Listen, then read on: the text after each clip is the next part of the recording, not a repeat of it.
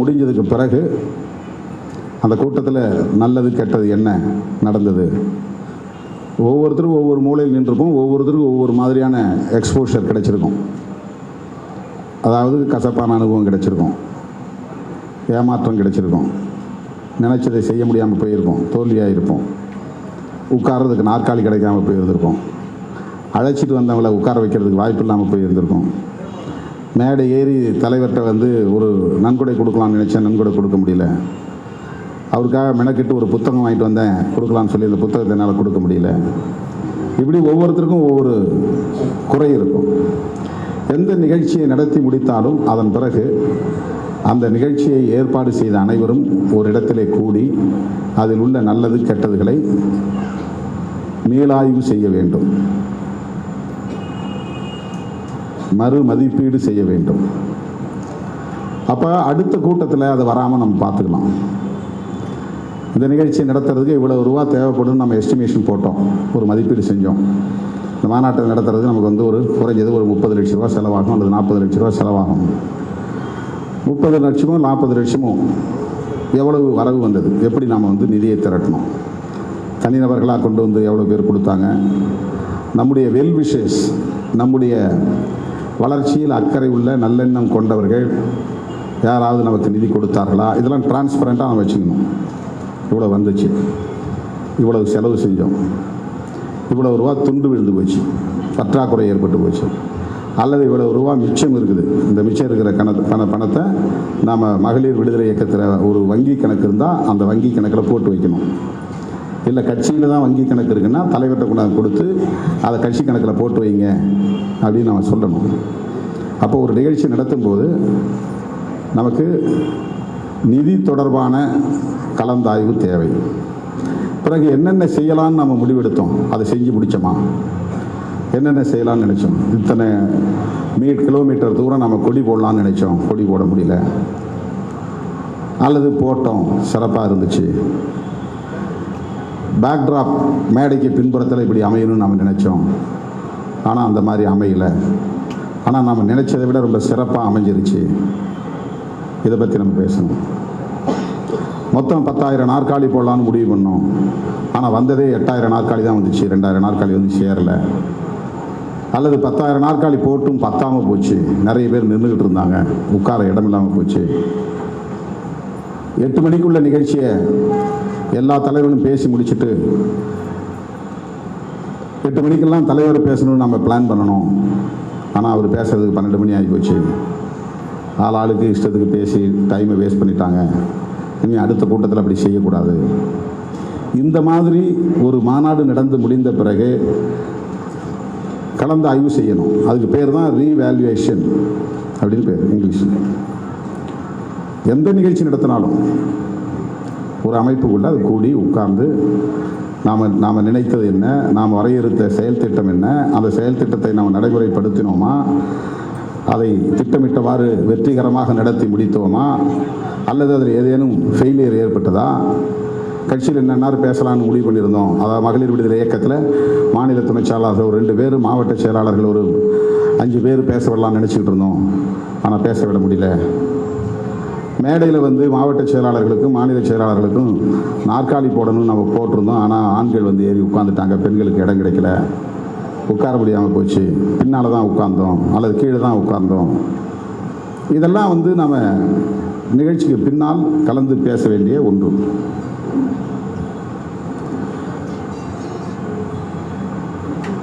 ஆகவே இந்த கூட்டம் மாநாட்டுக்கு பிறகு நடந்திருக்கிற ஒரு கலந்தாய்வு கூட்டம். இந்த கூட்டத்தில் நீங்கள் என்ன பேசினீர்கள் என்று என்னால் முழுமையாக கேட்க முடியவில்லை. காலையில் என்னால் படுக்கையிலிருந்து எழவே முடியவில்லை, அந்த அளவுக்கு உடல் நலிவுற்றிருந்தேன், எதுவும் சாப்பிடவும் முடியல. வேறு யாராவது இருந்தால் கதவை சாத்திட்டு படுத்திருப்பாங்க, இல்லைனா ஏதாவது ஒரு ஸ்டார் ஹோட்டலில் போய் தங்கியிருப்பாங்க. இந்த வெயிலுக்கு வெளியே வர முடியாது. ஆனால் நான் ரெடியாகி 9:30 மணிக்கு கிட்டத்தட்ட ஒரு 100 பேருக்கு மேலே அங்கே விசிட்டரை பார்த்துட்டு அங்கேருந்து வெளியே கிளம்புறதுக்கே 11 மணிக்கு மேலே ஆகிப்போச்சு, 12 மணி ஆகிப்போச்சு. இங்கே வரணும் இங்கே வரணும் இங்கே வரணும்னு நான் சொல்லி பார்த்தேன், இங்கே வர முடியல. இடையில ஒரு கல்யாணத்துக்கு அழைச்சி போயிட்டாங்க, அதை முடிச்சுட்டு இங்கே வந்தேன். போனால் படுக்கலான்ட்டு தான் இருந்துச்சு. ஆனால் நீங்கள் இங்கே பேசிகிட்டு இருக்கிறீங்க, எப்படி என்னால் அங்கே படுக்க முடியும்? கொஞ்சம் சாப்பிட்டுட்டு நேராக மேடைக்கு வந்துட்டேன். காலையிலிருந்து நீங்கள் எப்போது தொடங்கினீர்கள் என்று நற்சோனையிடம் கேட்டேன். 10 மணிக்கு ஆரம்பிச்சிட்டோம். இவ்வளவு நேரமாக பேசிகிட்டு இருக்கிறீங்க. இல்லை, ஒவ்வொருத்தராக பேச ஆரம்பிச்சது 11:30 12 ஆயிடுச்சு. இப்போ நான் பேசணுமா வேண்டாமா? ஒரு 2 பேர் ஆளுக்கு ஒரு நிமிஷம். ஆனால் நான் வந்து கிட்டத்தட்ட இப்போ 3/4 மணி நேரம் 1 மணி நேரம் ஆகிடுச்சு எனக்கு மைக்கு கிடைக்க. இதுக்கு பிறகு எனக்கு வேறு சில சந்திப்புகள் இருக்குது. ஒரு புத்தக வெளியீட்டு விழா இருக்குது. இரவு நான் விமானம் பிடிச்சி டெல்லிக்கு போகணும். நாளைக்கு டெல்லியில் கமிட்டி மீட்டிங். இப்போ நீங்கள் என்ன பேசுனீங்கன்னு எனக்கு தெரியாது. நான் வந்த பிறகு அவங்க பேசிகிட்டே இருந்தாங்க, நீங்களாம் கத்திக்கிட்டே இருந்தீங்க. நீங்கள் என்ன கத்துறீங்கன்னு தெரியல, அவங்க என்ன பேசுகிறாங்கன்னு தெரியல. வளர்மதி பேசியிருந்தாங்க நான் வரும்போது, துரைமா வளர்மதி. ஒரு வார்த்தை கூட என் காதில் விழல. அவங்க வாழ்னு கத்திக்கிட்டு இருக்கிறாங்க, நீங்கள் எல்லாம் ஒரே சத்தம், இறைச்சல். மாநில செயலாளரும் அவங்க பங்குக்கு பக்கத்தில் அங்கே இங்கே இடித்து பேசிக்கிட்டே இருந்தாங்க. அவங்க பக்கத்திலே உட்காந்து பேசியிருக்கிறது இன்னும் எனக்கு டிஸ்டர்ப் ஆகுது, கவனம் செதறுது. லீடர்ஷிப்பில் ரொம்ப முக்கியமானது அவையை மதிப்பது. நாம் ஒரு அவைக்கு வந்துட்டோம்னா அந்த அவையில் என்ன சிஸ்டமோ அந்த சிஸ்டத்துக்கு நாம் வந்து ஒத்துழைப்பு கொடுக்கணும். மேடையில் 5 நாற்காலி தான் போடுவாங்க, அந்த 5 பேர் யார் அதை மாநில செயலாளர் முடிவு பண்ணுவாங்க. நாம் போய் எதிரில் உட்காருவோம். இப்போ பிஜேபிக்கு ஒரு மாநாடு நடக்குதுன்னா 10 வருஷம் 15 வருஷம் அமைச்சராக இருந்தவங்களாம் கீழே தான் போய் உட்காந்துருக்கோம். திமுக ஒரு மாநாடு நடக்குது, கூட்டணி கட்சி தலைவர்கள் வந்து உட்கார்றோம். தலைவர்களுக்கு மட்டும்தான் மேடையில் இடம் இருக்கும். அந்த முதலமைச்சருடைய குடும்பத்திலிருந்து, அவரோடு இருக்கக்கூடிய சக அமைச்சர்களிலிருந்து, நாடாளுமன்ற உறுப்பினர்கள், சட்டமன்ற உறுப்பினர்கள், 50 வருஷம் 60 வருஷம் பொது வாழ்க்கையில் இருந்த சீனியர்ஸ் எல்லாம் கீழே தான் உட்காந்துருப்பாங்க. நான் எத்தனை வருஷமாக கட்சியில் இருக்கிறேன், நான் நேராக மேலே தான் போவேன்னு வந்து யாரும் உட்கார்றது. இந்த டிசிப்ளினை நம்ம முதல்ல கற்றுக்கணும். இதெல்லாம் கற்றுக்காமலாம் நீங்கள் அடுத்த கட்டத்தை நோக்கி நகரவே முடியாது.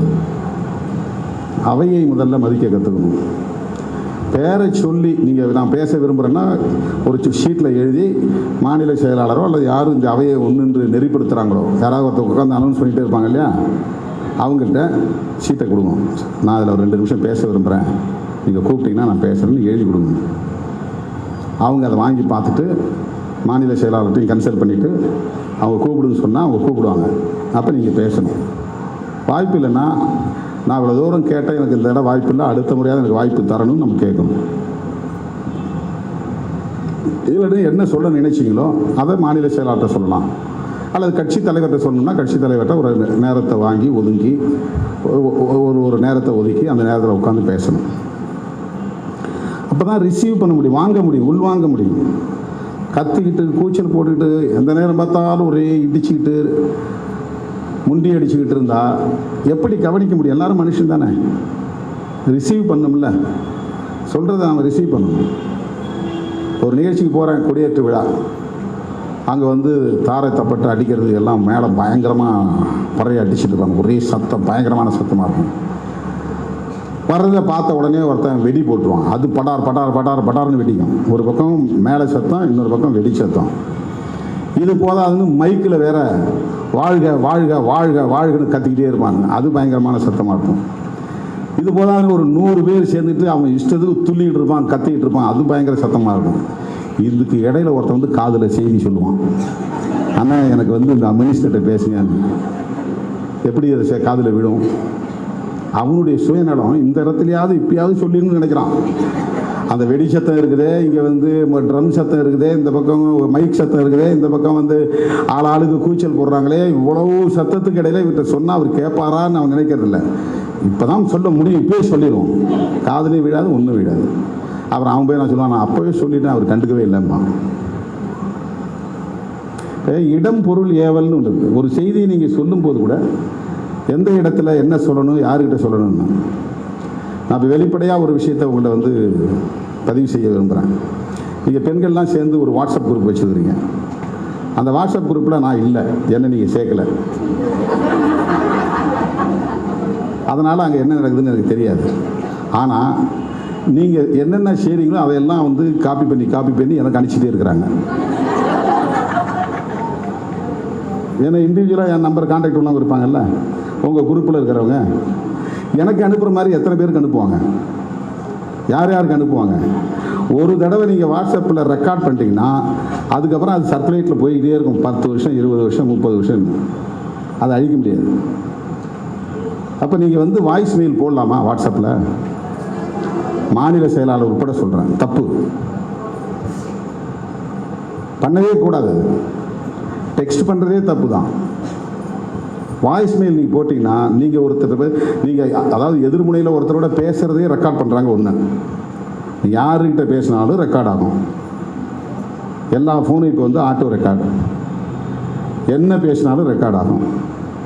அது ஒரு பக்கம். கிரிமினலாக சில பேர் திட்டமிட்டே ரெக்கார்ட் பண்ணுவாங்க, அது ஒரு பக்கம். நீங்கள் அதுக்கெல்லாம் வேலை இல்லை, நானே அனுப்புகிறேன் அப்படின்னு வாட்ஸ்அப்பில் பேசி அனுப்புறீங்க.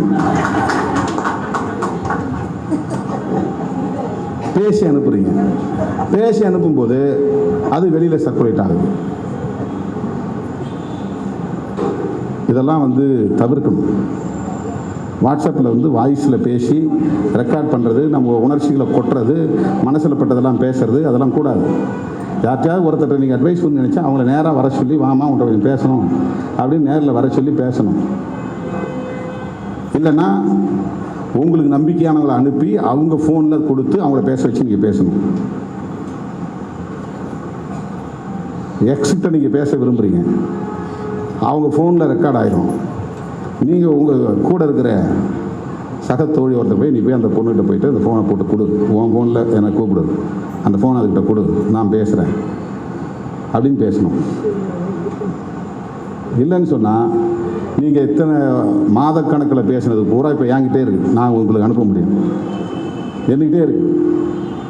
நீங்கள் யார் யார் சண்டை போட்டுக்கிட்டீங்க, யாரை பற்றி குறை சொல்லியிருக்கீங்க, யார் மேலே வந்து விமர்சனம் வச்சுருக்கிறீங்க, யார் மேலே நடவடிக்கை எடுப்போம்னு சொல்லியிருக்கிறீங்க, எல்லாம் என்கிட்டே இருக்குது. இது அந்த நபர்கள் யாருக்கு அனுப்புவாங்க, அது வெளியே போச்சுன்னா என்ன ஆகும்? அதனால் இது ஒரு டிசிப்ளின். சில விஷயங்கள் வந்து இன்னைக்கு அப்டேட் ஆகிருக்குது. இந்த உலகம் வந்து நவீன தொழில்நுட்பத்தில் வளர்ச்சி அடைஞ்சிருக்கு. அதுக்கு நாம் அப்டேட் ஆகணும். என்ன மாதிரி நம்மளை சுற்றி இருக்குது 360 டிகிரியும் பாருங்கள். நான் சும்மா மேடையில் உட்காந்து திருச்சியில் என் ஃபோனில் வந்து நானே லைவ் போடுறதுனா போட்டுடலாம், பிரச்சனை இல்லை. என் ஃபோனில் நான் ஆன் பண்ணேன்னா நான் ஆன் பண்ணதுலேருந்து கால்ஸ் வந்துக்கிட்டே இருக்கும், டிஸ்கனெக்ட் ஆகிட்டே இருக்கும். ஏதாவது கால்ஸ் வந்துச்சுன்னா ஃபேஸ்புக் லைவ் வந்து டிஸ்டர்ப் ஆகும், வாய்ஸ் கேட்காது. அதனால் இதுக்குன்னு 2 தம்பிக்கிட்ட சொல்லி நீங்கள் எந்த ஃபோன் காலும் வராத மாதிரி ஒரு ஃபோனை வச்சிங்க, ஒரு நம்பரை வச்சிங்க, நான் போகிற இடங்களில் வந்து நீங்கள் லைவ் போடுங்க அப்படின்னு நான் சொல்கிறேன். அது 2 பேரும் வரல. கிட்ட சொல்கிறேன், அவனுக்கு தெரியாதுங்கிறான். அவனுக்கு ஒரு உதவியாளர் இருக்கார், அவர் தான் செய்வார் அவனுக்கு, அதனால் அவனுக்கு அது தெரியாது. அப்புறம் நான் சஜன்ட்ட கேட்டு ஒரு தம்பிக்கிட்ட சொல்லி அதை போடுமான்னு சும்மா கேஷுவலாக பேசிகிட்டு இருக்கிறேன். அதை அப்படியே ரெக்கார்ட் பண்ணி பேசி விட்டாங்க யூடியூப்பில். நம்ம என்ன பேசினாலும் வாட்ச் பண்ணுறதுக்குன்னு சில கிரிமினல்ஸ் இருக்கிறாங்க. நம்ம இப்போ லைவில் பேசி லைவில் ஓடிக்கிட்டே இருக்கோம். இதை எங்கேயாவது உட்காந்து நமக்கு பிடிக்காதவன், கொள்கை பகைவர்கள், சாதி வெறியர்கள், மத வெறியர்கள் உட்காந்து வாட்ச் பண்ணிகிட்டே இருப்பான். அதில் அவனுக்கு தேவையானது மட்டும் முன்னாலும் பின்னாலும் இருக்கிறத நறுக்கிட்டு இதை மட்டும் எடுத்து விடுவான். இப்போ நீங்கள் எவ்வளவு கவனமாக இருக்கணும், எவ்வளோ கவனமாக இருக்கணும்.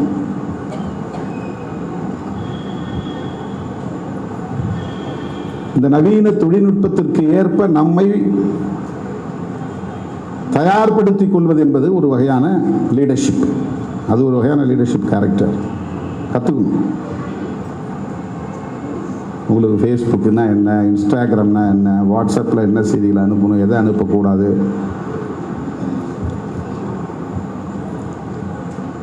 கொஞ்சம் கொஞ்சமாவது அதில் நீங்கள் கற்றுக்கிட்டு அதில் வந்து அப்டேட் ஆகணும். இல்லைன்னா உங்களுக்கு கூட இருக்கிறவங்களே உங்களை வந்து வீழ்த்திடுவாங்க.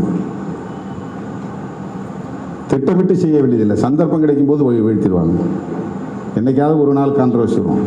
ஒற்றுமையாக இருக்கிற நாம் எல்லா நாளையும் 24 மணி நேரமும் வருஷத்தில் 365 நாளும் வாழ்நாள் முழுக்க நம்ம ஒரே மாதிரி கருத்தில் போக முடியாது. எப்பயாவது ஒரு கான்ட்ரவர்சி வரும், ஒரு முரண்பாடு வரும், ஒரு மாறுபட்ட கருத்து வரும். அப்போ இதெல்லாம் அவங்க எதிராக பயன்படுத்த வாய்ப்பு இருக்கிறது. அதனால் ரொம்ப கவனமாக இருக்கணும்.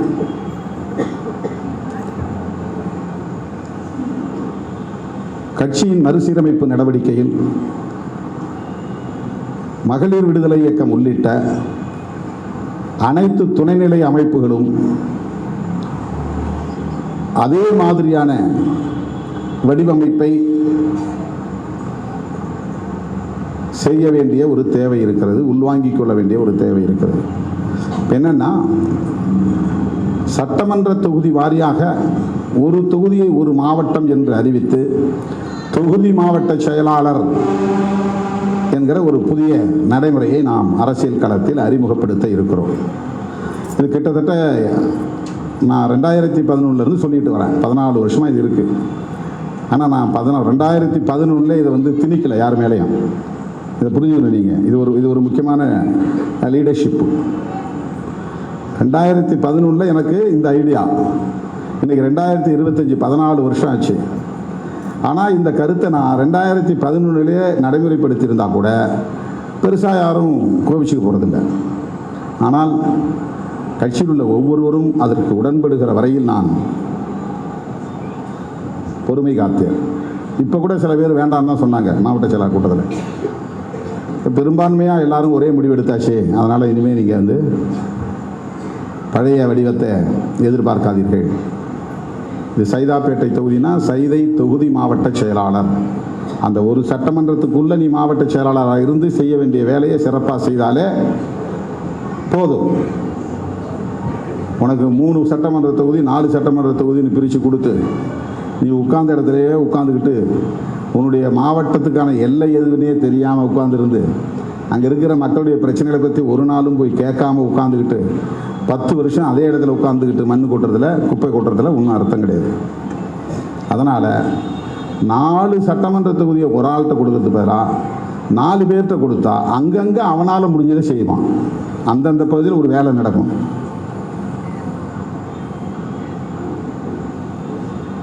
கட்சியில் இந்த வடிவத்தை நாம் இப்போ நடைமுறைப்படுத்த போகிறோம்.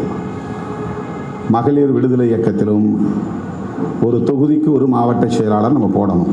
234 மாவட்ட செயலாளரை போட போகிறோம். அது என்னன்னா இப்போவே தோழர்கள் என்ற சில பேர்லாம் கையெழுத்து வாங்கினாங்க. அப்படி வாங்கக்கூடாது. ஏன்னா கட்சிக்கு நான் அறிவித்த பிறகு தான் மகளிருக்கு நீங்கள் வாங்கணும். எந்த துணைநிலை அமைப்பையும் முன்கூட்டி அப்படி அறிவிக்கிறது இல்லை. அப்படி அறிவிக்கிறதும் கூடாது. கட்சிக்குள்ளே ஒரு ஏற்பிசை உருவாகணும். அவங்க எல்லாம் ஏற்றுக்கிட்டு பரவாயில்ல அங்கே அதை அறிவிக்கும் போது அதுக்குள்ளே சில அதிருப்திலாம் உருவாகும், சலசலப்பு உருவாகும். நேராக என்கிட்ட வந்துடுவாங்க, எனக்கு கிடைக்கல உனக்கு கிடைக்கலன்னு வாங்க, அல்லது மாவட்ட செயலாளருடைய அதிகாரத்தை பிடிங்கிட்டீங்க அப்படிம்பாங்க. இப்படி ஏதாவது அதிருப்தி வெளிப்படுத்துவாங்க. அதெல்லாம் செட்டில் ஆன பிறகு தான் துணைநிலை அமைப்புகளுக்குள்ளே நம்ம நுழைய முடியும். அப்படி தான் நுழையணும். அது திருவண்ணாமலை மாநாடு நடக்கும்போது போதை மற்றும் மது மற்றும் போதைப்பொருள் ஒழிப்பு மகளிர் மாநாடு நடக்கும்போதும் ஆளாளுக்கு மாவட்ட செயலாளர் போடுங்க, மாவட்ட செயலாளர் போடுங்க, மாவட்ட செயலாளர் போடுங்கன்னாங்க. நானும் நரிசோனிகிட்ட சொல்லி போட்டு அனுப்புங்க. அதை தாண்டி என்கிட்ட கையெழுத்துக்காருங்க, நானும் கையெழுத்து போட்டேன். இப்போது எனக்கு 234 மாவட்ட செயலாளர் பட்டியல் கரெக்டாக வேணும் மகளிர் அணியில். ஏன்னா ஒரு ஆளை போட்டிருப்பீங்க, அதை தெரியாமலே இன்னொரு ஆளை போட்டிருப்பீங்க. மேலிட பொறுப்பாளர் ஒரு ஆளை போட்டிருப்பீங்க, அவங்க போய் அங்கே ஏதாவது ஒரு குளறுபடி பண்ணிட்டு வந்திருப்பாங்க. அந்த பழைய ஆள்லாம் வேண்டாம், நான் புது ஆளை ஒன்றை போடுறேன், நான் நரிசோனிகிட்ட பேசிக்கிறேன், திருமாவளவன்கிட்ட பேசிக்கிறேன் அப்படின்னு அவங்க அங்கே ஒரு கையெழுத்து போட்டு அங்கே யாருக்காவது போட்டு வந்துடுவாங்க. இப்போ பழைய ஆள் வருத்தப்பட்டு வெளியேறுவாங்க, இல்லைன்னா வேறு கட்சிக்கு போவாங்க, அப்படி இல்லைன்னா விமர்சனம் பண்ணிட்டு உட்காந்துருப்பாங்க. யாரையும் நாம் நம்முடைய நடவடிக்கைகளால் இழந்து விடக்கூடாது. யாரையும் நாம் நம்முடைய அணுகுமுறைகளால் இழந்து விடக்கூடாது. விரும்பி வெளியே போகிறவங்க நாம் ஒன்றும் பண்ண முடியாது. செயல்பட விருப்பம் இல்லைன்னா அதை நம்ம வந்து யாரையும் கட்டாயப்படுத்த முடியாது. இது வந்து வாலண்டரி சர்வீஸ் தான், சம்பளம் கிடையாது. உனக்கும் சரி எனக்கும் சரி யாருக்கும் சரி நாமளாக விரும்பி வந்து வேலை செய்கிறோம்.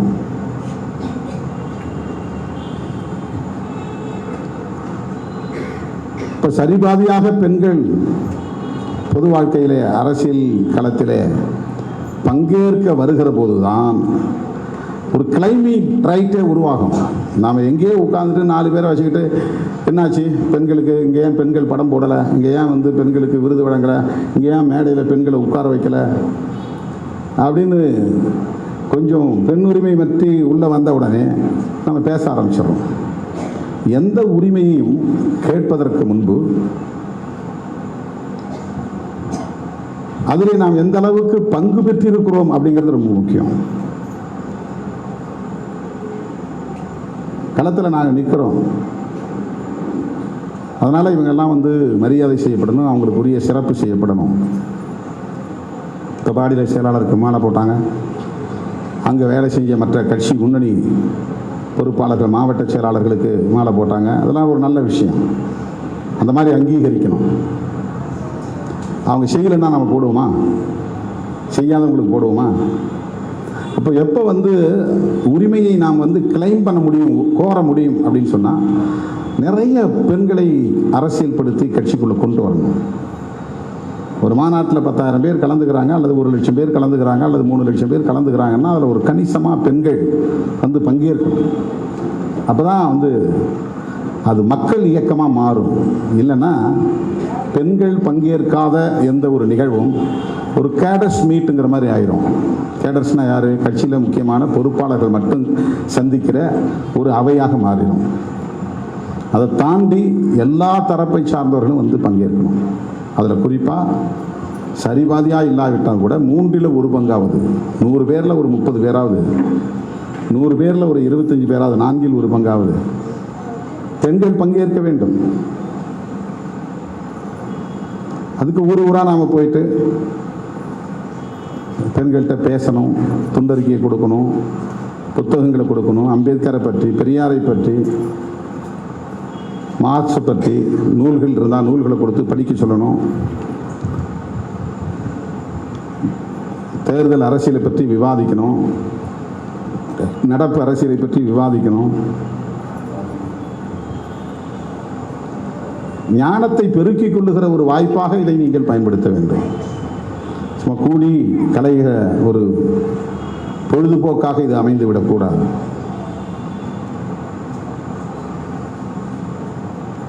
சும்மா எல்லாரும் சொல்கிற மாதிரி நாமும் வந்து ஆட்சியை பிடிப்போம், திருமாவளவன் வந்து முதலமைச்சர் நாற்காலில் உட்கார வச்சுருவோம் அப்படின்னா ப்ராக்டிக்கலாக என்ன சாத்தியக்கூறுகள் இருக்குது?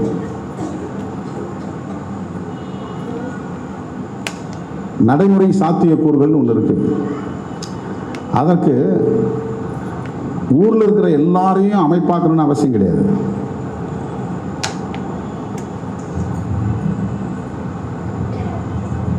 குறிப்பிட்ட ஒரு எண்ணிக்கை உள்ளவர்கள் அமைப்பில் இருக்கணும். அவங்க எப்போதும் விழிப்பாக இருக்கணும். அவங்க அரசியல் புரிதல் உள்ளவர்களாக இருக்கணும். அவங்க அரசியல் அரங்கத்தில் போராட்டமாக இருந்தாலும், விவாதமாக இருந்தாலும், கருத்தரங்குகளாக இருந்தாலும் அதில் பங்கேற்கக்கூடிய அளவுக்கு வலிமை பெற்றவர்களாக இருக்கணும். கருத்து உருவாக்கம் செய்யக்கூடிய ஒரு ஒப்பீனியன் இவங்க சொன்னாங்கன்னா அது ஒரு ஒப்பீனியனாக போகும், அது ஒரு கருத்தாக போகும் அப்படிங்கிற அளவுக்கு உங்களை வந்து நீங்கள் ஆளாக்கி கொள்ளுங்க. அப்போ அமைப்புங்கிறது மக்கள்ங்கிறவங்க கடல் மாதிரி, அமைப்புங்கிறது அந்த கடலில் ஒரு செம்பு தண்ணி எடுக்கிற மாதிரி. அந்த ஒரு செம்பு தண்ணி தான் அமைப்பு. சட்டியில் சமைத்த சோறு இருக்குது, அது மக்கள் மாதிரி. அதிலிருந்து ஒரு அகப்பை சோறு எடுத்து, ஒரு கரண்டி சோறு எடுக்கிறோன்னா அந்த ஒரு கரண்டி சோறு தான் அமைப்புங்கிற மாதிரி. எல்லாரையும் ஊரில் இருக்கக்கூடிய 500 பேரையும் விசிகேல சேர்க்கணும்னு ஒன்று கேட்டாங்க கிடையாது. ஒரு ஊரில் 20 பேர்லேருந்து 30 பேர் வரலாம் விடுதலை சிறுத்தைகள் கட்சியில் தெளிவாக இருக்கிறாங்க, உறுதியாக இருக்கிறாங்க, துடிப்பாக இருக்கிறாங்க, சுறுசுறுப்பாக இருக்கிறாங்க, விழிப்புணர்வோடு இருக்கிறாங்க. அப்படிங்கிறது தான் அமைப்பு. அதை உருவாக்கணும், அதை உருவாக்கணும்.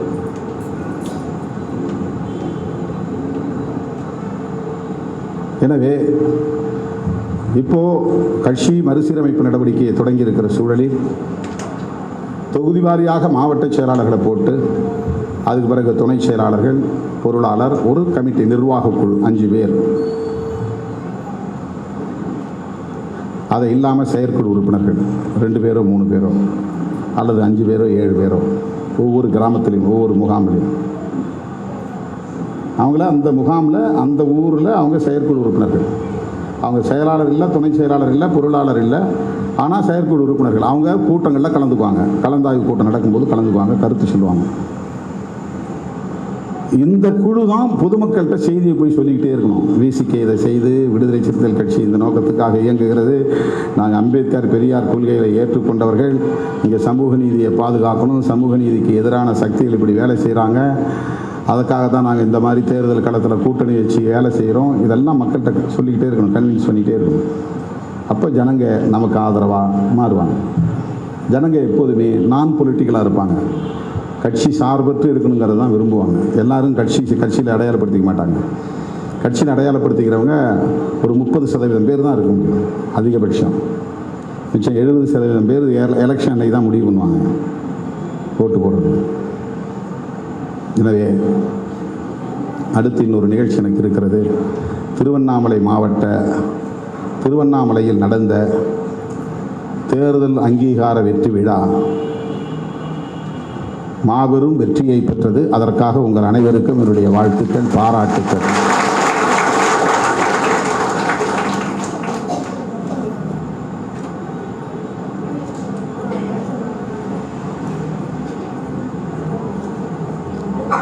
இதுவரையிலும் ஒரு மாநாட்டை கூட நீங்களே இருந்து நீங்களே நடத்துங்கன்னு நான் விடலை. இன்னும் நடத்தின எல்லா மாநாட்டிலையும் கட்சி தலைமை தலையிட்டு நடத்தியிருக்கிறது.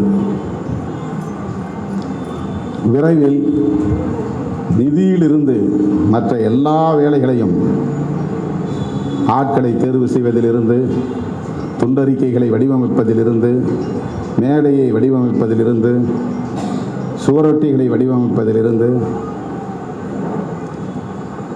ஒளி அமைப்பது, நாற்காலிகளை போடுவது, அனைத்தையும் மகளிரையே செய்யக்கூடிய அளவுக்கு வலிமை பெற வேண்டும்.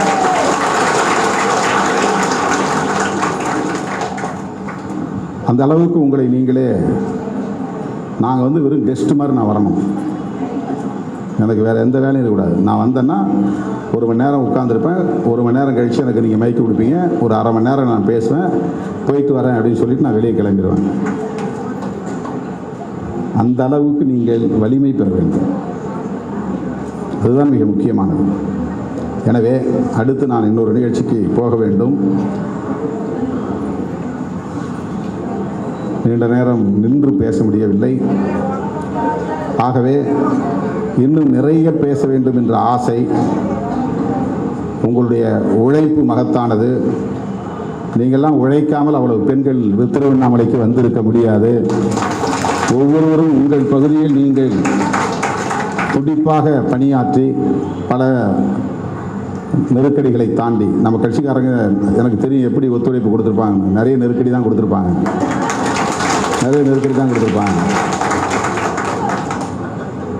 உட்கார விட மாட்டாங்க, முன்னால் நடக்க விட மாட்டாங்க, என்னென்ன நெருக்கடி தருவாங்களோ அவ்வளவும் எனக்கு தெரியும்.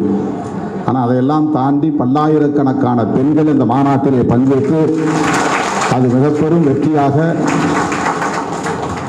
நடந்தேறியது, வெற்றிகரமான மாநாடாக நடந்தேறியது. ஒரு வருஷத்துக்கு உங்களுக்கு ரெஸ்ட், இடையில உங்களுக்கு எந்த மாநாடும் கிடையாது. நீங்கள் அமைப்பை முறைப்படுத்தணும், மறுசீரமைப்பு செய்யணும். நான் சொன்ன மாதிரி ஒரு தொகுதிக்கு ஒரு மாவட்ட செயலாளரை போட்டு அந்த லிஸ்ட்டை எனக்கு ஒப்படைக்கணும்.